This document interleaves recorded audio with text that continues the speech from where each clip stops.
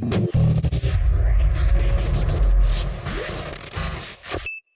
morning po sir. Ano pong sa kanila? Good morning din po sir. Kukuha lang po ako ng valid ID. Kukuha po kayo ng valid ID? Opo sir. Meron po ba kayong valid ID sir? Valid ID po sir? Wala po sir. Kaya nga po kukuha ng valid ID sir eh. Para magkaroon po ako ng valid ID. Kailangan pa po nun sir? Opo sir. Bago po kayo makakuha ng valid ID, kailangan nyo rin po magpasa sa akin ng 2 valid ID. Ganun ba yun sir? Isa lang po yung kukunin kong valid ID pero kailangan 2 valid ID papakita ko sa inyo. Hindi ba parang lugi ako nun sir? Opo sir, ganun po yun sir. Okay po sir, anong klaseng valid ID naman po sir ang ipapakita ko sa inyo sir?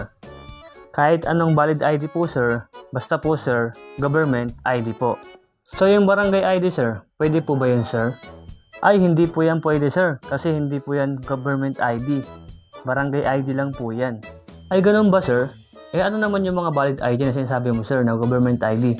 Ang government ID po sir na sinasabi ko sir na valid ID kagaya po ng SSS ID, PhilHealth ID, Pag-ibig ID, TIN ID, yan po ang government ID at valid ID po yan.